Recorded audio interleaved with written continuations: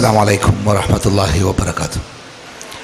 إن الحمد لله نحمده ونستعينه ونؤمن به ونتوكل عليه ونعوذ بالله من شرور أنفسنا ومن سيئات أعمالنا من يهده الله فلا مضل له ومن يضلل فلا هادي له.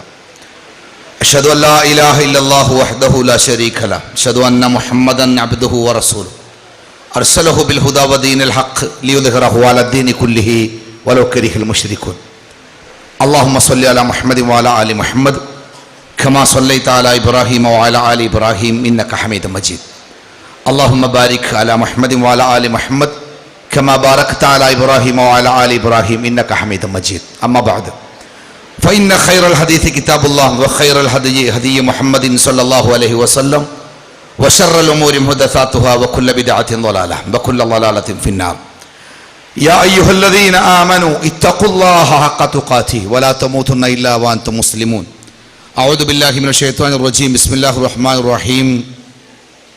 اهدنا الصراط المستقيم صراط الذين أنعمت عليهم غير المغضوب عليهم ولا الضالين. ആമീൻ.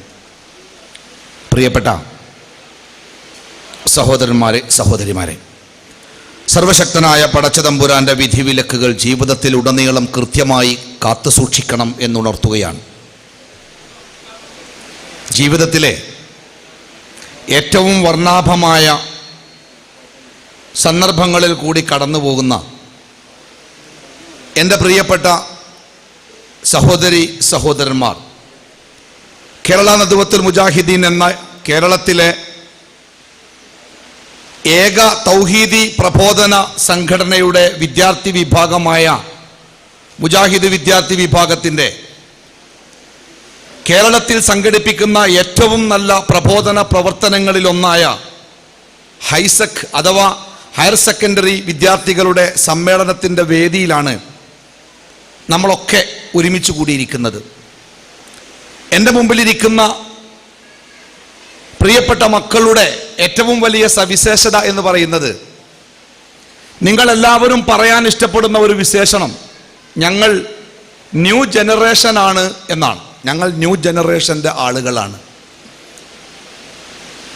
എന്താണ് new generation എന്ന് ചോദിച്ചാൽ നിങ്ങൾ പറയുന്ന മറുപടി, അല്ലെങ്കിൽ നിങ്ങളിൽ നിന്ന് ഞങ്ങൾ മനസ്സിലാക്കുന്ന ഒരു മറുപടി, ആരോടും പ്രത്യേകിച്ച് കടപ്പാടൊന്നുമില്ലാത്ത, ആരോടും പ്രത്യേകിച്ച് ആദരവ്, ബഹുമാനം, കാരുണ്യം, ദയ, ആർദ്രത ഇതൊന്നുമില്ലാത്ത, എന്ത് ചെയ്താൽ എന്ത് സംഭവിക്കും എന്നതിനെക്കുറിച്ച് പ്രത്യേകിച്ചൊന്നും ചിന്തിക്കാത്ത, വരുന്നത് വരുന്നിടത്ത് വെച്ച് കാണാ എന്നുള്ള നിലക്ക് കാര്യങ്ങളെയും നോക്കിക്കാണുന്ന ഒരു പ്രത്യേക വിഭാഗമായിട്ടാണ് ന്യൂ ജനറേഷൻ എന്ന് പറയുമ്പോൾ പലപ്പോഴും ഞങ്ങളുടെ മനസ്സിലേക്ക് നിങ്ങളെക്കുറിച്ചുള്ള ചിന്തകൾ കടന്നു വരാറ്.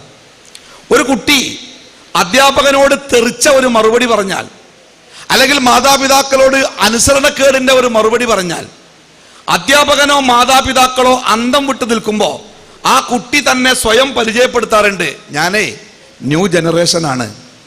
അതുകൊണ്ട് തന്നെ ഇത്തരം മറുപടിയൊക്കെ എന്നിൽ നിന്ന് സ്വാഭാവികമായി ഉണ്ടായേക്കാം എന്ന ഒരു ധ്വനി അവൻ്റെ ആ മറുപടിയുടെ പിന്നിലുണ്ട്. സാധാരണഗതിയിൽ ഒരുപാട് സദസ്സുകളെ അഭിസംബോധന ചെയ്ത് സംസാരിക്കേണ്ടി വരുമ്പോൾ ഏറ്റവും കൂടുതൽ പ്രയാസം അനുഭവിക്കുന്നത് നിങ്ങളുടെ പ്രായത്തിലുള്ള ഒരു സദസ്സിനെ അഭിസംബോധന ചെയ്യാനാണ്. വയസ്സായ ആളുകളാണ് ഈ സദസ്സിൽ ഇരിക്കുന്നത് എങ്കിൽ നമുക്കൊക്കെ മരിച്ചു പോകണ്ടേ എന്ന് ചോദിച്ചാൽ എല്ലാവർക്കും പേടിയാണ്. പിന്നെ എല്ലാവരും നമ്മൾ പറയുന്നത് കേട്ടുകൊണ്ടേയിരിക്കും. ഒരു ചെറിയ കുട്ടികളുടെ സദസ്സാണെങ്കിൽ എന്തൊക്കെ കോത്താമ്പി എന്ന് പറഞ്ഞാൽ പാവം കുട്ടികൾ കണ്ണൊക്കെ നിലയിലാക്കി ഇങ്ങനെ മുഖത്തേക്ക് നോക്കിയിരിക്കും. പക്ഷെ എന്ത് പറഞ്ഞാലും പേടിക്കാത്ത, എന്ത് പറഞ്ഞാലും കീഴടക്കാൻ കഴിയാത്ത ഒരു പ്രായമുണ്ട്. ആ പ്രായത്തിലുള്ള മക്കളാണ് നിങ്ങൾ. എനിക്ക് കിട്ടിയിരിക്കുന്ന സമയം 3/4 മണിക്കൂറാണ്. ആ 3/4 മണിക്കൂർ സമയം നിങ്ങളുടെ ശ്രദ്ധയെ, നിങ്ങളുടെ മനസ്സിനെ എങ്ങനെ എൻ്റെ മുഖത്തേക്ക് ഇങ്ങോട്ട് ആവാഹിച്ചെടുക്കാൻ കഴിയും എന്നതിനെ കുറിച്ചാണ് ഇപ്പോൾ പ്രയാസത്തോടു കൂടി ഞാൻ ചിന്തിക്കുന്നത്. കാരണം ഒരു വല്ലാത്ത തലമുറ, ആരെയും പേടിയില്ലാത്ത, ആരെയും പ്രത്യേകിച്ച് ആദരവും കടപ്പാടുമില്ലാത്ത ഒരു തലമുറ. നിങ്ങളുടെ പ്രായം കഴിഞ്ഞു പോകുന്നവരാണ് ഞങ്ങളൊക്കെ. പക്ഷേ ആ പ്രായത്തിൽ നിന്ന് വളരെ വ്യത്യസ്തമായിരിക്കുന്നു നിങ്ങളുടെ ജീവിത സാഹചര്യങ്ങൾ. അത് വ്യത്യസ്തമാവാനുള്ള കാരണം സാങ്കേതികതയുടെ പിൻബലമാണ്. മനുഷ്യന്മാർ കണ്ടുപിടിച്ച സാങ്കേതിക തികവുകളൊക്കെ നിങ്ങളെ നന്നാക്കുന്നതിനേക്കാളേറെ നിങ്ങളുടെ മനസ്സിൽ വലിയ മാറ്റമുണ്ടാക്കുവാൻ അത് സഹായിച്ചിട്ടുണ്ട്. ഞാൻ സാധാരണ പറയാറുണ്ട്, ഞാൻ പഠിക്കുന്ന കാലത്ത്, 10ാം ക്ലാസ് പഠിക്കുന്ന കാലത്ത് എൻ്റെ സ്കൂളിൽ ഒരു വലിയ സംഭവമൊന്നുമല്ല. എൻ്റെ ക്ലാസ്സിലെ ഒരു ആൺകുട്ടി അപ്പുറത്തെ ക്ലാസ്സിലെ പെൺകുട്ടിക്ക് ഒരു പ്രേമലേഖനം കൊടുത്തു. ഇതാണ് വിഷയം. അതൊക്കെ ഇപ്പം എത്ര വലിയ വിഷയമാണ് നിങ്ങൾ ചോദിക്കും. കാരണം ഒരു ദിവസം 100 വട്ടം അങ്ങോട്ടും ഇങ്ങോട്ടും കൊടുക്കുന്ന ആൾക്കാർ നമ്മുടെ കൂട്ടത്തിലുണ്ട്. ആദ്യം ഇങ്ങനെ അത് സ്വന്തമാണ്, അങ്ങനെയാണ്, ഉമ്മയാണ്, എൻ്റെ അമ്മ എന്നെ കെട്ടാൻ മഹർ വാങ്ങാൻ പോയിക്കാണ് എന്നൊക്കെ പറഞ്ഞങ്ങാണ്ട് കൂടെ കൊണ്ടുനടക്കും. 2 മാസം കഴിയുമ്പോൾ തോന്നും അല്ലെങ്കിൽ വേണ്ട ജിൻ്റെ ഫ്രണ്ട് ആയിക്കോ, ഞാൻ പിന്നെ വേറൊരാളെ നോക്കാറിഞ്ഞ് ഒരു ചേഞ്ച്, അങ്ങനെ വന്നിട്ട് വലിയ വലിയ മാറ്റങ്ങൾക്ക് വിധേയരായ ഒരു തലമുറയാണ് നിങ്ങൾ. പക്ഷെ ഞങ്ങൾ പഠിച്ചിരുന്ന കാലത്ത് അങ്ങനെയല്ല. ഈ ഒരു ആൺകുട്ടിക്ക് പ്രേമലേഖനം കൊടുത്തു എന്നുള്ളത്, ഒരു പെൺകുട്ടിക്ക് ഒരു ആൺകുട്ടി ഒരു പ്രേമലേഖനം കൊടുത്തു എന്നുള്ളത് വലിയ ഒരു വാർത്തയായി ഞങ്ങളുടെ സ്കൂളിൽ. കാരണം അത് നടക്കണമെങ്കിൽ അത്ര ത്യാഗം സഹിക്കണം. ഒരു ഹെഡ്മാഷും ആ ഹെഡ്മാഷേക്കാൾ വലിയ 4 മാഷന്മാരും ഞങ്ങളുടെ സ്കൂളിലുണ്ടായിരുന്നു. 4 ആളെ കയ്യിലും 1.5 മീറ്റർ വലിപ്പമുള്ള ചൂരല. അത് വീശിയാൽ എത്താത്ത ഒരു സ്ഥലം അവിടെ ഇല്ല. ഏറ്റവും വലിയ പ്രയാസം എന്താ വെച്ചാൽ ഈ 1098 പറഞ്ഞ നമ്പർ അന്ന് കണ്ടുപിടിച്ചിരുന്നില്ല. അതുകൊണ്ട് ആ നമ്പർ ഉപയോഗിക്കാൻ അന്ന് ഞങ്ങൾക്കാർക്കും അറിയില്ലായിരുന്നു. അതുകൊണ്ട് തന്നെ അടി കിട്ടിയാൽ കൊള്ളുക എന്നല്ലാതെ എന്തിനാണ് അടിച്ചതെന്ന് ചോദിക്കാനോ ആരാടാ എന്ന് ചോദിക്കാനോ ഒരാളും ഉണ്ടായിരുന്നില്ല. അതുകൊണ്ട് തന്നെ ഒരു കുട്ടിയും മറ്റൊരു കുട്ടിക്ക് പ്രേമലേഖനൊക്കെ എഴുതിയിട്ട് ജൂൺ മാസത്തിൽ എഴുതിയിട്ട് ഇങ്ങനെ കൈ പിടിച്ചിട്ട് മാർച്ച് 31-ാം തീയതി പുറത്ത് കണ്ട് എറിയാന്നല്ലാതെ അത് കൊടുക്കാൻ ഭാഗ്യം കിട്ടില്ല. ആ സമയത്താണ് ഞങ്ങളുടെ ക്ലാസ്സിലെ ഒരു കുട്ടി മറ്റൊരു കുട്ടിക്ക് കൊടുത്തത്. ആ കുട്ടി പിന്നെ ഞങ്ങളുടെ സ്കൂളിലെ ഏറ്റവും വലിയ ഹീറോ ആയി. പിറ്റത്തെ കൊല്ലം ഈ ഇലക്ഷനിൽ സ്കൂൾ ലീഡർ ആവാൻ അതൊരു കാരണമായി. കാരണം അത്ര വലിയൊരു കർമ്മല്യവും ചെയ്തത്. ഇന്നിപ്പോ നിങ്ങളുടെയൊക്കെ ജീവിതകാലത്ത് അതൊരു പ്രയാസമുള്ള കാര്യമല്ല. നല്ല കൊമ്പമീശുള്ള മാഷ് ക്ലാസ് എടുക്കുമ്പോൾ ഇപ്പുറത്തെ ഭാഗത്തിരിക്കുന്ന ആൺകുട്ടി അവൻ്റെ മൊബൈൽ ഫോണിൽ വെറും 3 അക്ഷരങ്ങൾ, തോനൊന്നും വേണ്ട, 3 അക്ഷരങ്ങൾ ക്ലിക്ക് ചെയ്തിട്ട് കീ പറഞ്ഞ് വെക്കിയാൽ അപ്പുറത്തെ കുട്ടിൻ്റെ ബാഗിൻ്റെ ഉള്ളിൽ നിന്ന് കീന്ന് കേൾക്കാം. സംഗതി അവിടെ എത്തിയെന്ന് അർത്ഥം. എത്ര എളുപ്പം എന്ന് പറയുന്നത്. ഇത്രയും സൗകര്യമുള്ള ഈ കാലത്ത്, ഇത്രയും സന്നാഹങ്ങളുള്ള കാലത്ത് നിങ്ങൾ എന്തുകൊണ്ട് കേടുവന്നില്ല എന്ന ചോദ്യമാണ് ഞങ്ങളുടെ മനസ്സിന്റെ ഉള്ളിൽ അത്ഭുതത്തോടു കൂടി നിൽക്കുന്നത്. അന്നൊക്കെ വൃത്തികെട്ട സിനിമകൾ വരാറുണ്ട്. എന്നെഴുതിയ വൃത്തികെട്ട സിനിമകൾ. ആ സിനിമകൾ ഏതെങ്കിലും 3-ാം കിട തിയേറ്ററുകളിലെ ഓടുക. പട്ടാപ്പകൽ ആ തിയേറ്ററിലേക്ക് പോകാൻ ഒരാൾക്കും ധൈര്യം ഉണ്ടാവൂല. തലയിൽ മുണ്ടൊക്കെ കെട്ടിയിട്ട് സെക്കൻഡ് ഷോക്ക് പോകുന്ന ചില വളവന്മാരുണ്ട്. പക്ഷെ അപൂർവ ആൾക്കാർക്കേ അതിന് ഭാഗ്യം കിട്ടാറുള്ളൂ. നിങ്ങളൊക്കെ കാലത്ത് എന്തൊരു സുഖ. നിങ്ങളെ കയ്യിലുള്ള മൊബൈൽ ഫോണിൽ ബാത്റൂമിലോ ബെഡ്റൂമിലോ പഠിക്കുന്നിടത്തോ സ്കൂളിലോ ബസ് സ്റ്റോപ്പിലോ നടന്നു പോകുമ്പോഴോ ബസ്സിന്റെ സീറ്റിലോ എവിടെയാണെങ്കിലും തൻ്റെ കയ്യിലെ മൊബൈൽ ഫോണിൽ www എന്ന 3 അക്ഷരത്തിന് ശേഷം എന്തടിച്ചാലും എന്ത് വൃത്തികേടും മഴ പെയ്യുന്നത് പോലെ ഇറങ്ങി വരുന്ന കാലത്ത് എങ്ങനെ എൻ്റെ മക്കളെ ഈ മതം കേൾക്കാൻ ഈ ഹാളിന്റെ മുമ്പിലേക്ക് കിട്ടിയെന്നത് ഞങ്ങളുടെയൊക്കെ മനസ്സിലെ വലിയ ഒരു അത്ഭുതം തന്നെയാണ്. ആ അത്ഭുതം അംഗീകരിച്ചുകൊണ്ട് നിങ്ങളുടെ മുമ്പിൽ ആദരവോടുകൂടി നിൽക്കാനാണ് ഞാൻ ഇഷ്ടപ്പെടുന്നത്. കാരണം ആകെ തെറിച്ച് ഏത് വൃത്തികേടിലേക്കും ഏത് വേണ്ടാത്തരങ്ങളിലേക്കും പോകുവാൻ 100 സാധ്യതകളുള്ള എൻ്റെ മക്കൾ എങ്ങനെ അള്ളാഹുവിൻ്റെ വചനങ്ങൾ കേൾക്കാനും അത് പഠിക്കാനും അത് ജീവിതത്തിൽ പകർത്താനും ഈ MSMന്റെ കൊടിക്കീഴിലേക്ക് നിങ്ങൾ വന്നെത്തി എന്നത് ഈ ഭൂമിയിൽ നമുക്ക് ലഭിച്ച ഏറ്റവും വലിയ സൗഭാഗ്യമാണ് എന്ന് മനസ്സിൽ കുറിച്ചു വെച്ചുകൊണ്ട് തന്നെ ഞാൻ പറയുന്ന ചില കാര്യങ്ങൾ നിങ്ങൾ കേൾക്കണം. കുറഞ്ഞ സമയം 3:30 വരെയാണ് ഈ സെഷന്റെ സമയം. അതിൽ എനിക്ക് ശേഷം നമ്മുടെ പ്രിയപ്പെട്ട സക്കരിയ സ്വലാഹിയുടെ ഗംഭീരനൊരു പ്രസംഗം വരാനുണ്ട്. ഒരു 1.25 മണിക്കൂർ സമയം ഞങ്ങൾ രണ്ടാളും പകുത്തെടുത്തേക്കാണ്. അതുകൊണ്ട് ഞാൻ ദീർഘമായി സംസാരിക്കുന്നില്ല. ഒരു 10 കൊല്ലം മുമ്പ് വരെ നമ്മുടെ നാട്ടിലൊക്കെ അല്ലെങ്കിൽ നമ്മുടെ നാട്ടിലൊക്കെ ഒരു സംസാരം ഉണ്ടായിരുന്നു. മനുഷ്യന്മാർ ഈ ലോകത്തിനെ മുഴുവനും കൈപ്പിടിയിൽ ഒതുക്കിയിരിക്കുന്നു. അവൻ ടൂറിസത്തിന് ചന്ദ്രനെയും ചൊവ്വയെയും തെരഞ്ഞെടുത്തിരിക്കുന്നു. ചന്ദ്രനിലേക്ക് ടൂർ പോകാൻ, ചൊവ്വയിൽ റിയൽ എസ്റ്റേറ്റ് നടത്താനൊക്കെ മനുഷ്യന്മാർ തയ്യാറായിക്കൊണ്ടിരിക്കുന്നു. വളരെ വലിയ സാങ്കേതികമായ വളർച്ച മനുഷ്യന്മാർ ശാസ്ത്രത്തിന്റെ സഹായത്തോടു കൂടി ഈ ലോകത്ത് സ്വായത്തമാക്കിയിട്ടുണ്ട്. ശാസ്ത്രവും ലോകവും മനുഷ്യന്റെ കൈപ്പിടിയിൽ ഒതുങ്ങിയിട്ടുണ്ട്. ഞങ്ങളുടെ നാട്ടില് നിലമ്പൂരില് ഒരു വലിയ ബോർഡ് ഉണ്ടായിരുന്നു 4-5 വർഷം മുമ്പ്. എന്താണ് ആ ബോർഡുമല്ല മാറ്റർ എന്നറിയോ? ആ ബോർഡുമുള്ള മാറ്റർ ഇനി ദൈവത്തിന് വിശ്രമിക്കാം, ഇനി ദൈവത്തിന് വിശ്രമിക്കാം. കാരണം സൃഷ്ടിപ്പ് മനുഷ്യൻ ഏറ്റെടുത്തിരിക്കുന്നു. എന്താ പറഞ്ഞേ? ആകപ്പാടെ ലോകത്ത് മനുഷ്യന്മാർ ചെയ്യുന്ന ജോലി സൃഷ്ടിപ്പാണ്, അല്ല ദൈവം ചെയ്യുന്ന ജോലി സൃഷ്ടിപ്പാണ്. ആ സൃഷ്ടിപ്പ് എന്ന ജോലി ഇനി മുതൽ മനുഷ്യൻ ഏറ്റെടുത്തിരിക്കുന്നു. ഇനി ദൈവത്തിന് വിശ്രമിക്കാം. എപ്പോഴാ പറഞ്ഞറിയോ? ക്ലോണിങ്ങിലൂടെ ഒരാട്ടിൻകുട്ടിയെ ഉണ്ടാക്കിയെടുത്തു എന്ന ഗംഭീരൻ വാർത്ത പരക്കുകയും ആട്ടിൻകുട്ടി കഴിഞ്ഞാൽ അടുത്ത ആഴ്ച മനുഷ്യക്കുട്ടികളെ മനുഷ്യന്മാർ നിർമ്മിക്കാൻ പോവുകയാണ്. ഇനി ലോകത്ത് ആനയും പോത്തും തിമിംഗലവും ചെതലും ഉറുമ്പും പ്രാവും പക്ഷിയും മനുഷ്യന്മാരുമൊക്കെ മനുഷ്യന്മാർ ഇഷ്ടം പോലെ സൃഷ്ടിക്കും. ഇഷ്ടമുള്ള എനിക്ക് എൻ്റെ കുട്ടിയുടെ ഒരു പ്ലാന് ഡോക്ടർക്ക് വരച്ചു കൊടുത്താൽ ആ പ്ലാന് പ്രകാരം വെളുത്ത സുന്ദരമായ മാൻമിഴിയുള്ള എള്ളിൻ്റെ മൂക്കുള്ള മനോഹരമായ ഒരു കുട്ടിയെ എനിക്ക് ഡോക്ടർ എൻ്റെ ഭാര്യയുടെ വയറ്റിലൂടെ സൃഷ്ടിച്ചു തരും എന്നൊക്കെ പറഞ്ഞുകൊണ്ട് എന്തൊക്കെ സ്വപ്നത്തിലേക്കാണ് നമ്മളെ കൊണ്ടുപോയത്. ഇപ്പൊ എന്തായി? ഇപ്പൊ ലോകത്ത് ജീവിക്കുന്ന മനുഷ്യന്മാരുടെ അവസ്ഥ എന്താ നിങ്ങൾക്കറിയോ? ആകെ ഒരു പേടിയുടെ നിഴലിലാ. എല്ലാവരും പേടിയില്ല. ശാസ്ത്ര സാങ്കേതിക വിദ്യകളൊന്നും തങ്ങളെ രക്ഷപ്പെടുത്താൻ സാധിക്കാത്ത വിധം എല്ലാവരും ഒരു ഭയപ്പാടിൽ ഇങ്ങനെ നിൽക്കുക. ഉത്തര കൊറിയക്ക് ഒരു പ്രസിഡന്റ് ഉണ്ട്, നിങ്ങൾക്ക് അറിയില്ലേ? ആരാ ഉത്തര കൊറിയയുടെ പ്രസിഡന്റ്? അയാളെ പേരിന്റെ അവസാന ഭാഗം ഉൻ എന്നാണ്. എല്ലാ കൊറിയക്കാരുടെ പേരും അൻ ഇൻ ഉൻ എന്നൊക്കെയാണ്. ഇയാളെ പേര് അങ്ങനെ തന്നെ ഉൻ എന്നാണ് അയാളെ പേര്. അയാളെ ലോകം മുഴുവനും പേടിക്കാനുള്ള കാരണം എന്താ? പേടിക്കാനുള്ള കാരണം അയാൾ ഒരു അരക്കിറുക്കനാണ്. അയാൾ സംസാരിച്ചു കൊണ്ടിരിക്കെ അയാളുടെ മന്ത്രിസഭയിലെ ഒരു സീനിയർ മന്ത്രി, പാവം, ലേശം ഷുഗറൊക്കെ ഉണ്ടാവും, ലേശം പ്രായമൊക്കെ ഉണ്ട്, ആ മന്ത്രി ഒന്ന് ഉറങ്ങി. ഈ ഉത്തര കൊറിയൻ പ്രസിഡന്റിന്റെ പ്രസംഗം അവസാനിച്ചത് ഒരു ശവഘോഷയാത്രയോട് കൂടിയാണ്. ആ ഉറങ്ങിയ മന്ത്രിന്റെ തല അങ്ങോട്ട് വെട്ടി. എന്താ കുഴപ്പം? അയാൾ ഉറങ്ങി, ഇയാൾ സംസാരിച്ചപ്പം. ആജാതി ഭ്രാന്തൻ, ഏകാധിപതി, സ്വേച്ഛാധിപതി രാജ്യം ഭരിക്കുക. അയാളെ കീശയിൽ എന്തുണ്ട്? അവിടുത്തെ ആയുധപ്പുരയുടെ താക്കോലുണ്ട്. ആ താക്കോൽ എടുത്തുകാണ്ട് ആ ആയുധപ്പുര തുറന്നുകാണ്ട് ആ ആയുധപ്പുരയുടെ ഉള്ളിൽ ഈ ലോകത്തിനെ പലവട്ടം നശിപ്പിക്കുവാൻ കരുത്തുള്ള മാരകമായ അണുവായുധങ്ങളുണ്ട്. ഒരണുവായുധം എടുത്തുകാണ്ട് നമ്മുടെ കുട്ടികൾ വെറുതെ ക്രിക്കറ്റിന് ബോൾ എറിയണമാർക്ക് ഒരു ബോൾ എറിയാൻ അയാൾക്ക് തോന്നിയാൽ, അതെങ്ങാനും അയാൾ എറിഞ്ഞാൽ ഈ ഭൂമിന്റെ മേലെ പച്ചപ്പുള്ള ഒരു പുൽക്കൊടി പോലും ബാക്കി ഉണ്ടാവില്ല, സകലം നശിപ്പിക്കപ്പെടും. അയാൾക്ക് അങ്ങനെ ഒരു ഭ്രാന്ത് തോന്നല്ലേ എന്ന് പ്രാർത്ഥിച്ചുകൊണ്ടാണ് ലോകത്തിലെ എല്ലാ ഭരണാധികാരികളും ഒരു ദിവസം ആരംഭിക്കുന്നത്. പേടിയുടെ നിഴലില. തീവ്രവാദം, ഭീകരവാദം ഏത് സമയത്തും എവിടെയും പൊട്ടിത്തെറിയായി മാറിയേക്കാവുന്ന സ്ഫോടനങ്ങൾ ലോകത്ത് നിത്യസംഭവമായി. നമ്മുടെ ഇന്ത്യ രാജ്യത്ത് ഏറ്റവും കൂടുതൽ സുരക്ഷാ ക്രമീകരണങ്ങൾ ഉള്ള സ്ഥലം ഏതെങ്ങൾക്കറിയോ? നമ്മുടെ പട്ടാളക്കാരുടെ വാസസ്ഥലങ്ങളാണ്. നമ്മുടെ പട്ടാളക്കാർ പാർക്കുന്ന, ആയുധങ്ങൾ സൂക്ഷിക്കുന്ന ആയുധപ്പുരകളാണ് നമ്മുടെ ഇന്ത്യ രാജ്യത്തിലെ ഏറ്റവും സുരക്ഷിതമായ സ്ഥലം. സുരക്ഷാ ഉപകരണങ്ങളും നൂറുകണക്കിന് ക്യാമറ കണ്ണുകളും നെഞ്ചത്ത് തോക്കുമേന്തി കാത്തു നിൽക്കുന്ന ജാഗ്രരായ പട്ടാളക്കാരും കാവൽ നിൽക്കുന്ന ആയുധപ്പുരകളിലേക്ക് തീവ്രവാദികൾ കയറി വന്ന് സ്ഫോടനങ്ങൾ ഉണ്ടാക്കി കോടികളുടെ ആയുധങ്ങളും നൂറുകണക്കിന് പട്ടാളക്കാരുടെ ജീവനും നശിപ്പിക്കപ്പെട്ട വാർത്തകൾ നമ്മൾ വായിച്ചിട്ട് കുറച്ച് ദിവസമേ ആയിട്ടുള്ളൂ.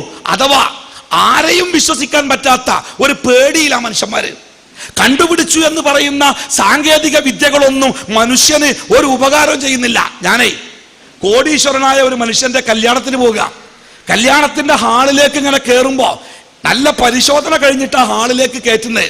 സാധാരണ നമ്മളൊക്കെ കല്യാണത്തിന് കയറി പോകല. ഈ കല്യാണ ഹാളിലേക്ക് നല്ല പരിശോധന ഉണ്ട്. മെറ്റൽ ഡിറ്റക്ടർ ഉപയോഗിച്ച് പരിശോധന കഴിഞ്ഞാൽ കയറ്റുന്നേ.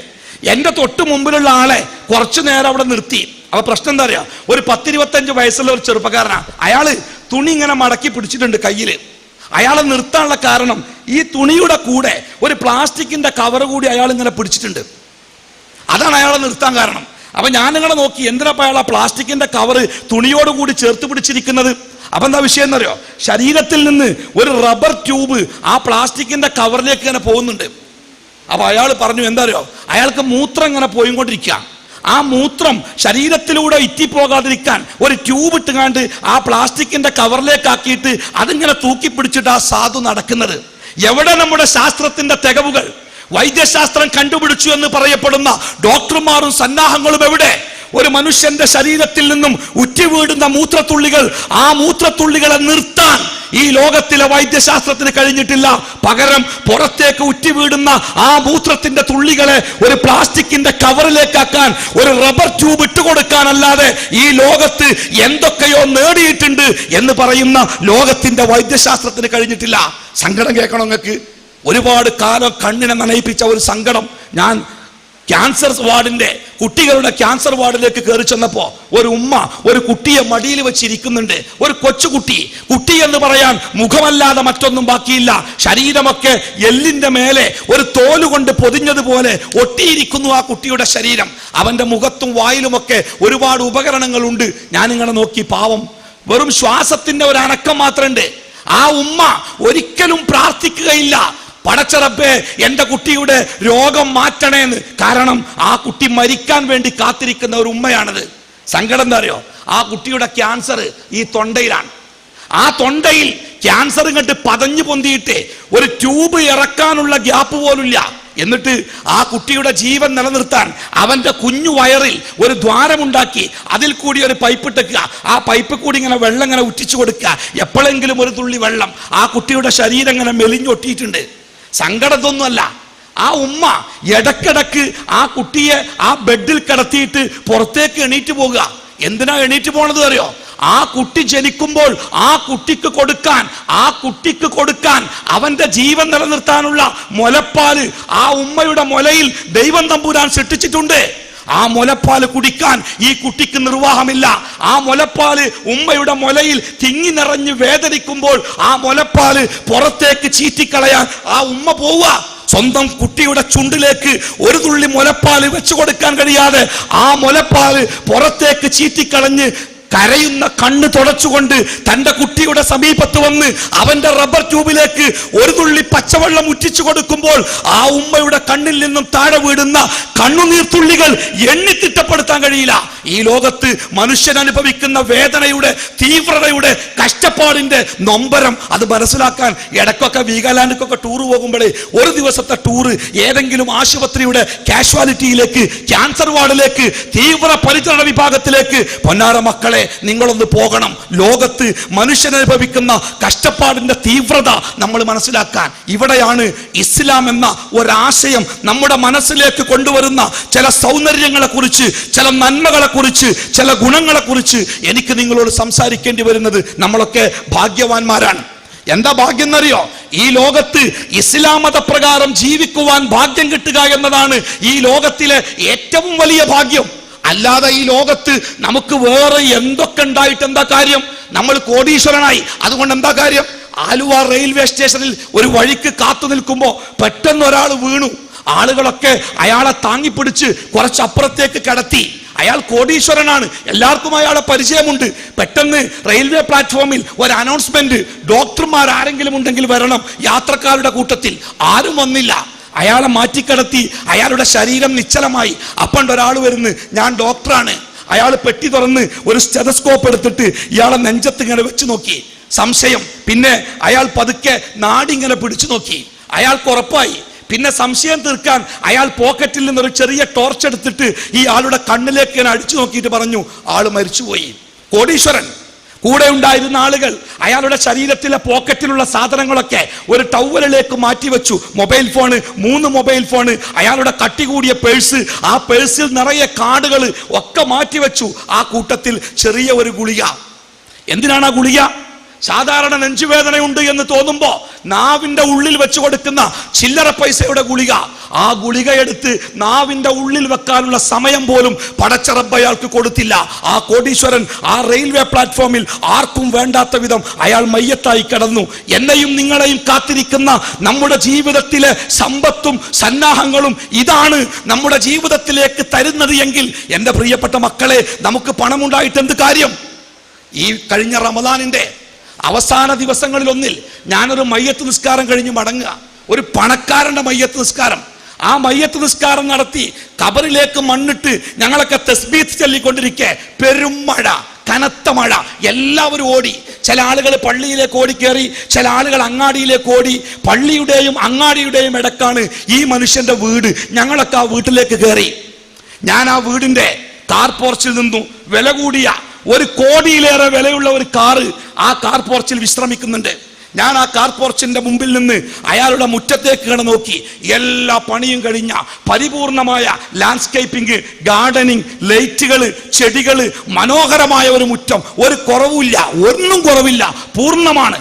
ആ മുറ്റത്തിനപ്പുറം അയാളുടെ ഗേറ്റിനപ്പുറം പള്ളിപ്പറമ്പ്, കനത്ത മഴയിൽ ഒരു മൂടലിനപ്പുറം ആ പള്ളിപ്പറമ്പ് ഞാൻ കണ്ടു. ആ പള്ളിപ്പറമ്പിൽ ഞങ്ങൾ മണ്ണ് വാരിയിട്ട് പോന്ന അയാളുടെ ഖബറ് എനിക്ക് അവ്യക്തമായി കാണാം. മഴയുടെ ശക്തി. ഞങ്ങൾ 100-500 ആളുകൾ ആ മനുഷ്യന്റെ കാർ പോർച്ചിലും സിറ്റ് ഔട്ടിലും അയാളുടെ സൺസൈഡിന്റെ താഴെയൊക്കെയായി മഴ കൊള്ളാതെ ഇരിക്കുന്നുണ്ട്. അയാളുടെ വീട്ടുകാരൊക്കെ വീടിന്റെ ഉള്ളിലാണ്.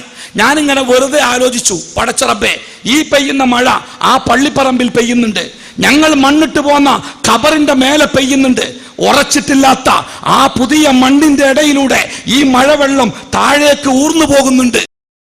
കൂടി കഴിഞ്ഞാൽ ആ ഖബറിന്റെ മേലെ വെച്ച സ്ലാബിന്റെ വിടവിലൂടെ ചളിവെള്ളമായി ആ വെള്ളം താഴേക്ക് ഉറ്റി വീഴും.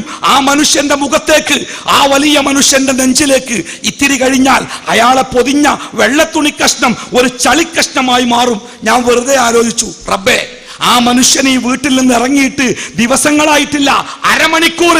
അയാളുടെ സമ്പാദ്യമാണ് ഈ വീട്, അയാളുടെ മക്കളുണ്ട് ഈ വീട്ടിൽ. ആ മക്കളിൽ ഏതെങ്കിലും ഒരു കുട്ടിക്ക് തോന്നിയില്ലല്ലോ, എന്റെ ബാപ്പ മഴയത്താണ് കിടക്കുന്നത്, ഇക്കണ്ട സ്വത്തൊക്കെ ഉണ്ടാക്കിയ എന്റെ ബാപ്പ മഴയത്താണ് കിടക്കുന്നത്, ആ മഴവെള്ളം എന്റെ ബാപ്പയുടെ നെഞ്ചിലേക്ക് ഉറ്റി വീഴുന്നുണ്ടാവാം. ഞാൻ ഒരു 10 റുപ്യന്റെ പ്ലാസ്റ്റിക്കിന്റെ ഷീറ്റ് വാങ്ങിയിട്ട് എന്റെ ബാപ്പാന്റെ ഖബറിന്റെ മേലെ ഞാനൊന്ന് വിരിച്ചു കൊടുക്കട്ടെ എന്ന് ഒരു കുട്ടിക്ക് പോലും തോന്നിയില്ലല്ലോ റബ്ബേ എന്ന് ഞാൻ സങ്കടത്തോടു കൂടി ഓർത്തു. പ്രിയപ്പെട്ട മക്കളെ, ഈ ലോകത്ത് നമുക്ക് സമ്പാദിക്കാനുള്ളത് ഈ പറയപ്പെട്ട സ്വത്ത. എന്തിനാ പഠിക്കുന്നത്? പഠിച്ചിട്ട് നല്ല ഒരു ഡിഗ്രി ഒക്കെ കിട്ടണം, എന്നിട്ട് നല്ല ഒരു ജോലി കിട്ടണം, എന്നിട്ട് നല്ല ശമ്പളം വേണം, എന്നിട്ട് നല്ലൊരു ജീവിതം വേണം, എന്നിട്ട് വലിയൊരു കാറ് വാങ്ങണം, എന്നിട്ടോ വലിയൊരു വീട് വെക്കണം, എന്നിട്ട് സുഖമായി ജീവിക്കണം, എന്നിട്ടോ മരിച്ചു പോണം അല്ലേ? ഈ പറയപ്പെട്ട സ്വപ്നങ്ങൾക്കൊക്കെ പാടെ അല്ലാഹു തആല നമുക്ക് തന്ന സമയത്രയങ്ങള് 35-40 വയസ്സ്. 40 വയസ്സ് കഴിഞ്ഞാൽ പിന്നെ സ്വപ്നങ്ങൾക്ക് വിലയില്ല. മിഠായി തിന്നണമെന്നുണ്ട്, തിന്നാൻ പറ്റൂല. മധുരം പറ്റൂല. ചോറ് തിന്നണമെന്നുണ്ട്, തിന്നാൻ പറ്റൂല. ഉപ്പ് പറ്റൂല. ബിരിയാണി തിന്നണമെന്നുണ്ട്, തിന്നാൻ പറ്റൂല. കൊഴുപ്പ് പറ്റൂല. ഇറച്ചി തിന്നണമെന്നുണ്ട്, തിന്നാൻ പറ്റൂല. കൊളസ്ട്രോൾ ആണ്. എന്താലേ ഒരു സുഖമല്ല. 30-35 വയസ്സോടുകൂടി എല്ലാ സുഖങ്ങളും അവസാനിച്ചു. ഈ ഉണ്ടാക്കുന്ന പണവും പ്രതാപങ്ങളും ഈ 35 കൊല്ലക്കാലത്തെ ജീവിതത്തിലേക്ക് മാത്രമാണെങ്കിൽ നാം ഉറക്കമൊഴിച്ച്, നാം കഷ്ടപ്പെട്ട്, നാം പ്രയാസപ്പെട്ട് നേടിയെടുത്ത ഡിഗ്രിയും നമ്മുടെ ജോലിയും നമ്മുടെ സമ്പത്തുമൊക്കെ ഈ 35 വയസ്സുകൊണ്ട് അവസാനിക്കുന്നതാണെങ്കിൽ പ്രിയപ്പെട്ടവരെ, എന്ത് കാര്യം അതുകൊണ്ടുള്ളത്? എന്നാൽ ഈ ലോകത്ത് അള്ളാഹുവിന്റെ മതത്തിന്റെ ശാസനകൾ പ്രകാരം ജീവിക്കുവാൻ എനിക്കോ നിങ്ങൾക്കോ ഭാഗ്യമുണ്ടായിട്ടുണ്ടെങ്കിൽ അതിന്റെ സുഖം നമ്മൾ അനുഭവിക്കുന്നത് ഈ ലോകത്തിനപ്പുറം ഒരിക്കലും അവസാനിക്കാത്ത ഒരു ലോകത്ത്, സ്വർഗത്തിൽ. എന്താ സ്വർഗത്തിന്റെ പ്രത്യേകതാരങ്ങള്? രോഗമില്ല, പ്രയാസങ്ങളില്ല, ക്ഷീണമില്ല, കണ്ണീരില്ല, വയർപ്പില്ല, മലമൂത്ര വിസർജനങ്ങൾ വേണ്ട, കഷ്ടപ്പാടില്ല, ദുഃഖമില്ല, ദുരന്തങ്ങളില്ല, നൊമ്പരങ്ങളില്ല. പ്രായം കൂടി ആവൂല, എല്ലാവരും ഒരേ പ്രായത്തില്. എത്രയാ എൻ്റെ വയസ്സ്? എൻ്റെ വയസ്സ് 17. 10 കൊല്ലം മുമ്പോ അന്നും 17 തന്നെയാ. ഇനി 10 കൊല്ലം കഴിച്ചാലോ അന്നും 17 തന്നെ. വയസ്സ് മാറൂല. ഏറ്റവും നല്ല സുന്ദരന്മാരും സുന്ദരികളുമായി അവസാനിക്കാത്ത അത്രയും കാലം ആ സ്വർഗത്തിൽ പ്രവേശിക്കാൻ ഈ ലോകത്തിലെ ഈ സന്മാർഗം നമുക്ക് ഭാഗ്യം നൽകുന്നുവെങ്കിൽ എൻ്റെ പ്രിയപ്പെട്ട സഹോദരന്മാരെ, സഹോദരിമാരെ, പണത്തിനേക്കാൾ പ്രശസ്തിയേക്കാൾ ഈ ലോകത്ത് നമുക്ക് കിട്ടിയത് അള്ളാഹുവിന്റെ സന്മാർഗം എന്ന മഹാഭാഗ്യമല്ലേ? അത് കിട്ടിയിട്ടില്ലെങ്കിലേ ഇതിന്റെ പ്രത്യേകത എന്താ? നിങ്ങള് ഇസ്ലാം ദീന് അള്ളാന്റെ ദീനാ. ആ ഇസ്ലാം ദീന് പ്രകാരം ഒരാൾ ജീവിക്കണമെങ്കിലേ അതിന് അള്ളാന്റെ അനുമതി വേണമെന്നാ. അള്ളാന്റെ അനുമതി ഇല്ലെങ്കിൽ നടക്കൂല. അള്ളാന്റെ അനുമതി വേണം. ആ അനുമതിയാണ് നമ്മൾ ഹിദായത്ത് എന്ന് വിളിക്കുക. ഈ ഹിദായത്ത് കിട്ടിയിട്ടില്ലെങ്കിലേ ഒരാൾക്കും നന്നാവാൻ കഴിയില്ല. എത്ര വിവരം ഉണ്ടായിട്ട് കാര്യമില്ല. നിങ്ങൾ നോക്കി, മാതൃഭൂമി പത്രത്തിലൊരു വാർത്ത. മാതൃഭൂമി പത്രത്തിൽ കുറച്ചു മുമ്പ് ഒരു വാർത്ത. എന്താ? ജർമ്മനിയിലെ പ്രസിദ്ധമായ യൂണിവേഴ്സിറ്റിയിലെ അധ്യാപകരായ ഒരു ഭാര്യയും ഭർത്താവും കൊച്ചിയിലെത്തിയിട്ടുണ്ട്. എന്തിനാ വന്നത്? ഭാര്യ രോഗിയാണ്. ആ ഭാര്യയെ ചികിത്സിച്ച് മാറ്റാൻ വേണ്ടി കൊച്ചിയിലെത്തിയതാ. അപ്പൊ കൊച്ചിയിൽ ഇത്ര വലിയ ആശുപത്രിയൊക്കെ ഉണ്ടോ? ആശുപത്രി അല്ല. ഇവർ മാതാ അമൃതാനന്ദമയിയുടെ ആരാധകരാണ്. മാതാ അമൃതാനന്ദമയി ദേവിയുടെ അടുത്ത് വന്ന് രോഗത്തിന്റെ സങ്കടം പറഞ്ഞ് രോഗം മാറ്റി തിരിച്ചു പോകാൻ വന്നവരവര്. പക്ഷെ ഇവിടെ വന്നപ്പോ എന്താ സംഭവം എന്നറിയോ? അമൃതാനന്ദമായി ചികിത്സക്ക് വേണ്ടി അമേരിക്കയിൽ പോയിക്ക രോഗമായിട്ട്. പ്രശ്നമല്ല, ആ അമൃതാനന്ദമായി തിരിച്ചു വരുന്നത് വരെ ഈ രണ്ടാളുകളും കൊച്ചിയിൽ താമസിക്കുകയാണ്. നമുക്കത് കേട്ടപ്പോൾ ചിരി വന്നില്ലേ? സ്വന്തം രോഗം ഉണ്ടായിട്ട് ചികിത്സിച്ച് മാറ്റാൻ കഴിയാത്ത ആളെടുത്തേക്ക് മറ്റോളെ രോഗം മാറ്റാൻ വേണ്ടി ജർമ്മനിയിൽ നിന്ന് വന്ന ഈ യൂണിവേഴ്സിറ്റി അധ്യാപകരുടെ തലയിൽ ചളിയാണോ എന്ന് ഒരു പക്ഷേ നമ്മൾ ചിന്തിച്ചേക്കും. പക്ഷെ സംഗതി എന്താ നിങ്ങള്, ഈ ഇസ്ലാമിന്റെ സത്യം അത് തിരിച്ചറിയണമെങ്കിലേ ഒരു ഹിദായത്ത് എന്ന ഒരു കാർഡ് വേണം. ഞാൻ സാധാരണയായിട്ട് തമാശക്ക് പറയാറുണ്ട്, ഞാൻ ഒരു മൊബൈൽ ഫോൺ വാങ്ങി 1 ലക്ഷം. എത്രയപ്പോ മൊബൈൽ ഫോണിന്റെ വില? മൊബൈൽ ഫോണിന്റെ കടയിലുണ്ട് ബോർഡ് വെച്ചിക്കണ്, ഫിനാൻസ് സൗകര്യം ഏർപ്പെടുത്തി തരും. സാധാരണ കാറ് വാങ്ങാൻ പോകുമ്പോൾ അങ്ങനെ ബോർഡ് കാണല്, മൊബൈൽ വാങ്ങാനേ ഫിനാൻസ് സൗകര്യം ഏർപ്പെടുത്തി തരും. അപ്പൊ എത്ര മൊബൈലിന്റെ വില? 1 ലക്ഷം, 1.5 ലക്ഷം, 2 ലക്ഷം ഒക്കെ. ഞാൻ അങ്ങനെ 1 ലക്ഷം റുപ്യക്ക് ഒരു മൊബൈൽ വാങ്ങിന്ന് വിചാരിക്കും, വാങ്ങിയിട്ടില്ല കേട്ടോ, വാങ്ങിന്ന് വിചാരിക്കും. അങ്ങനെ പുതിയ മൊബൈൽ വാങ്ങിയിട്ട് ഞാൻ എൻ്റെ സുഹൃത്തുക്കൾക്കൊക്കെ വിളിക്കുക, ഞാനടാ പുതിയ സാധനം വാങ്ങിട്ടോ. എൻ്റെ സുഹൃത്തുക്കൾക്ക്, എൻ്റെ ഉമ്മാക്ക്, ഭാര്യക്ക്, മക്കൾക്ക് ഓരോരുത്തർക്ക് വിളിച്ചു. ഒരൊറ്റ കോളും പോണില്ല, കീന്നില്ല, ഒച്ചയും കൂടില്ല. ഞാൻ തിരിച്ചു മറിച്ച് നോക്കി, പടച്ചോനെ എൻ്റെ 1 ലക്ഷം റുപ്യ പോയോ? അപ്പൊ എനിക്ക് തോന്നി ചിലപ്പോൾ ടവറിന്റെ തകരാറ് കൊണ്ട് കോള് പോകായിട്ടേ. കാരണം ഞാൻ എൻ്റെ പഴയ ഫോണിൽ നിന്ന് വിളിച്ചു നോക്കി, എല്ലാ കോളും പോകുന്നുണ്ട്, പുതിയ ഫോണിൽ നിന്ന് പോണില്ല. റബ്ബെ എൻ്റെ 1 ലക്ഷം റുപ്യ പോയോന്ന് ആദ്യോടുകൂടി ചിന്തിക്കുമ്പോഴാണ് എനിക്ക് മറുപടി കിട്ടിയത്. ഫോണ് വാങ്ങിയിട്ടുള്ളൂ, സിം കാർഡ് ഇട്ടിട്ടില്ല. അതിട്ടാലല്ല കോള് പോകുള്ളൂ. എത്ര കോടിന്റെ ഫോണായിട്ട് എന്താ കാര്യം? ആ സിം ഇല്ലെങ്കിൽ കോള് പോകില്ലല്ലോ. എൻ്റെ പ്രിയപ്പെട്ട മക്കളെ, നമ്മൾ എത്ര പഠിച്ചിട്ട് കാര്യമില്ല, നമ്മൾ എത്ര സുന്ദരന്മാരായിട്ട് കാര്യമില്ല, പണക്കാരായിട്ട് കാര്യമില്ല, തറവാട്ടുകാരായിട്ട് കാര്യമില്ല. നമ്മുടെ തലയിലേക്ക് ഒരു കാർഡ് കണ്ട് കിട്ടാണ്ട്, ഒരു വെളിച്ചത്തിന്റെ കാർഡ്. ആ കാർഡിന്റെ ഉടമസ്ഥൻ റബ്ബുൽ ആലമീനായ പടച്ചറബ്ബാണ്. ആ റബ്ബിന്റെ സന്മാർഗത്തിന്റെ ഇവൻ എന്റെ മതത്തിൽ ജീവിച്ചു കൊള്ളട്ടെ എന്ന അള്ളാഹുവിന്റെ അനുമതി പത്രം അത് മനസ്സിലേക്ക് കിട്ടിയിട്ടില്ലാത്ത ഒരുത്തനും ഈ ലോകത്ത് ആ മതത്തിന്റെ ആളായിട്ട് ജീവിക്കാൻ പറ്റൂല. ആര് പറഞ്ഞിട്ടും കാര്യമല്ല. ചില വാപ്പാര് പറയാറുണ്ടേ, എന്താ ഉസ്താദേ ഞാൻ കുറെ പറഞ്ഞു നോക്കി, എന്റെ കുട്ടി നന്നാവണില്ല. ചില ഉമ്മാര് പറയും, ഉസ്താദേ പറഞ്ഞ് തോറ്റു, ഇപ്പോഴും അവള് തട്ടട്ടാല് ഓളെ മുടി പുറത്താണ്, ഓളെ കഴുത്ത് പുറത്താണ്. ഞാൻ കുറെ പറഞ്ഞു നോക്കി ഉസ്താദേ, എന്റെ കുട്ടി നന്നാവണില്ല. ഉസ്താദേ എന്റെ മോനോട് കുറെ പറഞ്ഞു നോക്കി ഒന്ന് നിസ്കരിക്കാൻ, ഓപ്പോഴും നിസ്കരിക്കണില്ല. എന്താ പ്രശ്നം? ഒരു മനുഷ്യനെ നന്നാക്കാൻ ബാപ്പാക്കോ ഉമ്മാക്കോ ഉസ്താദിനോ നാട്ടുകാർക്കോ ഈ ലോകത്തിലെ മുഴുവൻ ആൾക്കാർ കൂടിയാലും കഴിയില്ല. ആര് വിചാരിക്കണം? പടച്ച റബ്ബ്. നോക്കിങ്ങള്, ആരായിരുന്നു അബൂ താലിബ്? മുഹമ്മദ് നബി സല്ലല്ലാഹു അലൈഹി വസല്ലമയെ 8ാമത്തെ വയസ്സിൽ അബ്ദുൽ മുത്തലിബ് നോക്കാനില്ലാത്ത യതീമായ കുട്ടിയുടെ കൈ അബൂ താലിബിന്റെ കയ്യിലേക്ക് ഏൽപ്പിച്ചു കൊടുത്തേ. എന്നിട്ട് പ്രവാചകന്റെ 49ാമത്തെ വയസ്സുവരെ നീണ്ട 41 കൊല്ലക്കാലം പ്രവാചകന്റെ ബാപ്പയും ഉമ്മയും സുഹൃത്തും അബൂ താലിബായിരുന്നു. അത്ര സ്നേഹിച്ച വളർത്തിയെ ആ അബൂ താലിബ് മുസ്ലിം ആകാതെ വളർന്ന് ജീവിച്ച്. ആ അബൂ താലിബ് മരിക്കുന്നത് വരെ അദ്ദേഹം മുസ്ലിം ആകാത്തതിൽ മുഹമ്മദ് നബിക്ക് വല്ലാത്ത സങ്കടം ഉണ്ടായിരുന്നു.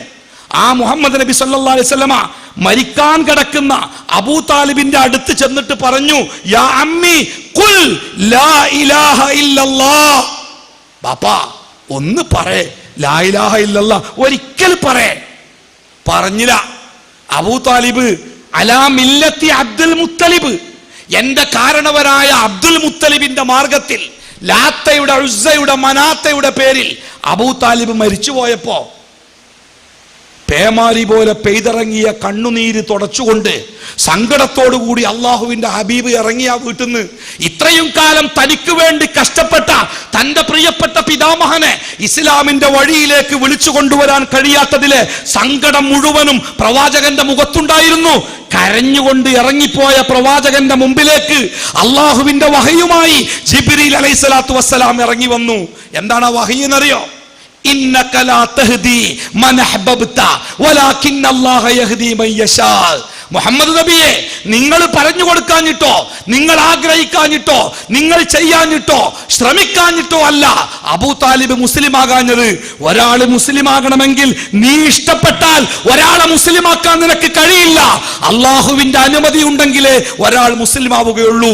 എന്റെ പ്രിയപ്പെട്ട മക്കളെ, ഇവിടെ മലപ്പുറം വെസ്റ്റിന്റെ ഹൈസക്കിൽ ഹയർ സെക്കൻഡറി വിദ്യാർത്ഥികളുടെ കൂട്ടത്തിൽ 10,000-കണക്കിന് കുട്ടികൾ പഠിക്കുന്നുണ്ട്.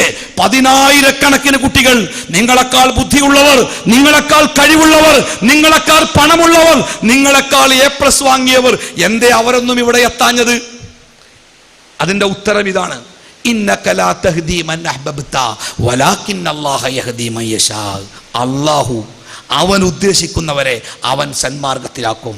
എങ്കിൽ എന്റെ പ്രിയപ്പെട്ട മക്കളെ, ഞാനും നിങ്ങളും തിരിച്ചറിയണം, ഈ ഭൂമിയിലെ ഏറ്റവും വലിയ ഭാഗ്യവാന്മാരാണ് നമ്മൾ. അമേരിക്കയിലെ നിയുക്ത പ്രസിഡന്റ് ഡൊണാൾഡ് ട്രംപിന് കിട്ടാത്ത ഭാഗ്യം, ഇപ്പോഴത്തെ പ്രസിഡന്റ് ബറാക് ഒബാമക്ക് കിട്ടാത്ത ഭാഗ്യം, ഇന്ത്യൻ പ്രധാനമന്ത്രി നരേന്ദ്രമോദിക്ക് കിട്ടാത്ത ഭാഗ്യം, കേരളത്തിന്റെ മുഖ്യമന്ത്രി പിണറായി വിജയന് കിട്ടാത്ത ഭാഗ്യം നമുക്ക് കിട്ടിയിട്ടുണ്ട്. എന്താണ് ആ ഭാഗ്യം? അള്ളാഹുവിന്റെ ദീനിന്റെ ആളായി, അള്ളാഹുവിന്റെ മതത്തിന്റെ ആളായി, റബ്ബിന്റെ സ്വർഗത്തിലേക്കുള്ള ഒരാളായി ഈ ലോകത്ത് ജീവിക്കാൻ, അള്ളാഹുവിന്റെ മതത്തിന്റെ നിയമപ്രകാരം ഈ ലോകത്ത് ജീവിക്കാൻ റബ്ബ് നമുക്ക് അനുമതി തന്നു എങ്കിൽ, അതിനുള്ള സൗഭാഗ്യം റബ്ബ് നമുക്ക് തന്നിട്ടുണ്ടെങ്കിൽ നമ്മളെക്കാൾ വലിയ ഭാഗ്യവാന്മാർ ഈ ലോകത്തില്ല. അതുകൊണ്ട് മക്കളെ, ആ മതത്തിന്റെ സൗന്ദര്യം നമ്മുടെ ജീവിതത്തിൽ ഉണ്ടാവണം. അത് പറയാനാണ് ഞാൻ ഇത്രയും പറഞ്ഞത്. കാരണം നമുക്ക് വഴി കാണിക്കുന്നവൻ പ്രപഞ്ചത്തിന്റെ സൃഷ്ടാവാണ്. പ്രപഞ്ചത്തിന്റെ നിഗൂഢതകളെ കുറിച്ച് കൃത്യമായിട്ട് വിവരമുള്ള റബ്ബ്, ആ റബ്ബിന്റെ മാർഗദർശനം അതിനേക്കാൾ മാർഗദർശനപരമായി മറ്റൊന്നില്ല. അല്ല, നിങ്ങള് ഐസ്ബർഗ് എന്ന പദം കേട്ടിട്ടില്ലേ? എന്താ ഐസ്ബർഗ് പറഞ്ഞാല്? ഐസ്ബർഗ് മഞ്ഞുമലകൾ. എന്താ മഞ്ഞുമലകൾ പറഞ്ഞാല്? പണ്ട് ടൈറ്റാനിക് എന്ന കപ്പല് അത് തകർന്നത് മഞ്ഞുമലയിൽ തട്ടിയിട്ടല്ലേ? സമുദ്രത്തിലെ മഞ്ഞിന്റെ വലിയ മലകൾ ഇങ്ങനെ ഒഴുകി വരും. ഭൂമിയിൽ എവറസ്റ്റ് പർവ്വത കൊടുമുടിയാണ് ഏറ്റവും ഉയരമുള്ള കൊടുമുടിയെങ്കിൽ അതിനേക്കാൾ ഇരട്ടി വലിപ്പമുള്ള മഞ്ഞുമലകൾ സമുദ്രത്തിൽ വെള്ളത്തിലൂടെ ഒഴുകി നടക്കുന്നുണ്ട് എന്ന് ശാസ്ത്രത്തിന്റെ നിഗമനമാണ്. ഈ മഞ്ഞുമലകളുടെ പ്രത്യേകത എന്താ? നിങ്ങള് മഞ്ഞുമലന്റെ പ്രത്യേകത പുറത്തേക്ക് കാണുന്നതിന്റെ എത്രയോ ഇരട്ടി ഉണ്ടാവും വെള്ളത്തിന്റെ ഉള്ളില്. അപ്പൊ കപ്പലോടിക്കുന്ന ഒരു കപ്പിത്താൻ ഒരു മഞ്ഞുമല കണ്ട് ആ മഞ്ഞുമലയിൽ തട്ടാതിരിക്കാൻ ഇപ്പുറത്ത് കൂടി ഓടിച്ചു പോയാലേ അയാൾ ചെന്ന് ഇടിക്കുന്നത് അതിനേക്കാൾ വലിയ ഭാഗത്തേക്കാണ്. അപ്പൊ അയാൾക്ക് നല്ല വിവരം വേണം, ഈ മഞ്ഞുമല ഏകദേശം എത്ര വലിപ്പമുണ്ടാകും. ഇന്നിപ്പോ റഡാറുകളുടെ സൗകര്യത്തോടു കൂടി മഞ്ഞുമലകളുടെ വലിപ്പം അളക്കാൻ ക്യാപ്റ്റന്മാർക്ക് കഴിയുന്നുണ്ട്. എന്നാലും പലപ്പോഴും കണക്ക് തെറ്റിയിട്ട് പോയി ഇടിക്കും. ആകാശത്തിലൂടെ വിമാനം സഞ്ചരിക്കുമ്പോഴേ 2 തരം കാർമേഘങ്ങളുണ്ട് ആകാശത്തിലെ. ഒന്ന് പഞ്ഞിയായി കാർമേഘം. ആ കാർമേഘത്തിന്റെ ഉള്ളിലൂടെ വിമാനങ്ങൾ സുഖമായിട്ട് പോകും. പുറത്തൊക്കെ ഇരുട്ടേക്കാരം, അതിന്റെ ഉള്ളിൽ കൂടെ വിമാനം ഇങ്ങനെ പോകും, കുഴപ്പമൊന്നുമില്ല, ചെറിയൊരു ഇളക്കുണ്ടാവും. എന്നാൽ വേറെ ചില കാർമേഘങ്ങളുണ്ട്, അത് മഞ്ഞുകട്ട പോലെ കടുത്തതാ. അതിന്മ വിമാനം പോയി മുട്ടിയാൽ കഷ്ടമായി അത് താഴെ വീഴും. അതുകൊണ്ട് അത്തരം കാർമേഘങ്ങളെ മുമ്പിൽ കാണുമ്പോ വിമാനത്തിന്റെ പൈലറ്റ് ഒരു നിർദ്ദേശം തരും നമുക്കൊക്കെ, എല്ലാവരും സീറ്റ് ബെൽറ്റ് ഒക്കെ മുറുക്കിക്കോളി കേട്ടോ, ഒരു യുദ്ധത്തിന് പോവുകയാണ്. എന്താ യുദ്ധം? ഒന്നുകിൽ കാർമേഘത്തിന്റെ മേലെ പോണം, ഇല്ലെങ്കിൽ കാർമേഘത്തിന്റെ താഴെ പോണം. രണ്ടും നല്ല പ്രയാസമുള്ള കാര്യമാണ്, എന്തു സംഭവിക്കാം. അതുകൊണ്ട് ബെൽറ്റൊക്കെ മുറുക്കിയിട്ട് കണ്ണൊക്കെ ചിമ്മിട്ട് പടച്ചോനൊക്കെ മനസ്സിൽ വിചാരിച്ചിട്ട് വേറെ ഒരു മാർഗമില്ല. സാധാരണ വിമാനത്തിൽ കയറുമ്പോഴേ ഒരു അനൗൺസ്മെന്റ് ഉണ്ടാവും. എന്താ അനൗൺസ്മെന്റ് അറിയോ?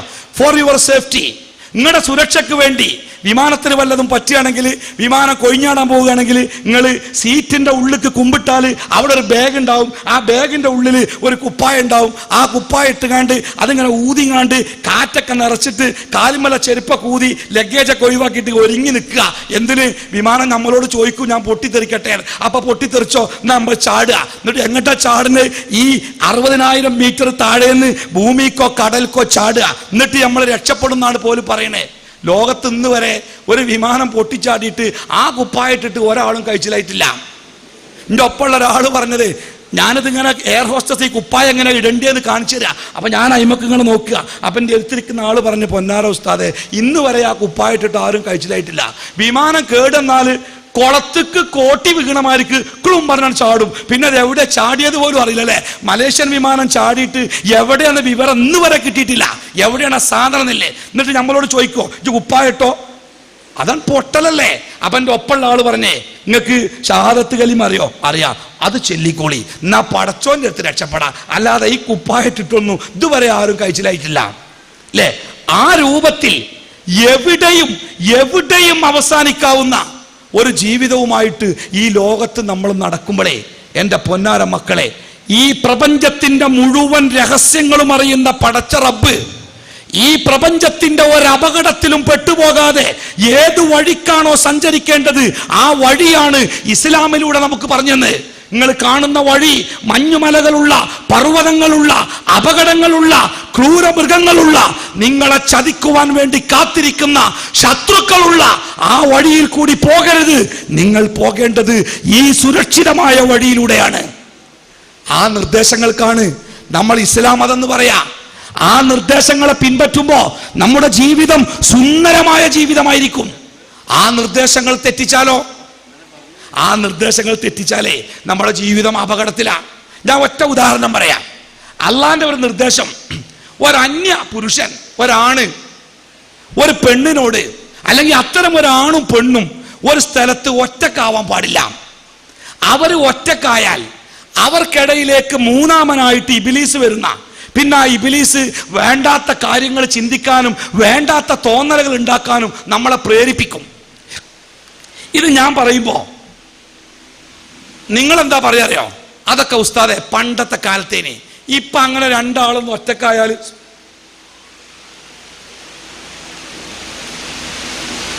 ഒന്നും സംഭവിക്കാനില്ല, അങ്ങനെ ഒന്നും സംഭവിക്കൂല. അതൊക്കെ നിങ്ങളെ തെറ്റിദ്ധാരണയാണ്. ഞാൻ ഉദാഹരണം പറയാം. ഞാൻ ഇവിടെ ഫോൺ ചെയ്യാണ്. ഈ ഫോണിന്റെ മറുതലക്ക ഒരു പെണ്ണാണ്, ഒരു പെണ്ണ്.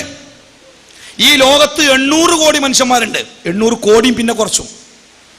എന്നാലും ഈ ലോകത്ത് ഞാനും ആ പെണ്ണും ഒറ്റക്ക.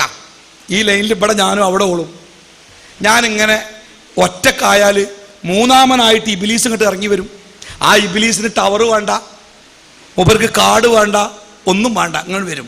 എന്നിട്ട് വർത്താനത്തിന്റെ ടോൺ ഇങ്ങോട്ട് മാറും. പിന്നെന്തൊക്കെയാ എൻ്റെ വർത്താനം. ഒരു 4 പിന്നെ കഴിയുമ്പോഴത്തേ നമ്മുടെ ജീവിതത്തിൽ തുറക്കാൻ പിന്നെ വാതിലുകളൊന്നും ബാക്കി ഉണ്ടാവില്ല.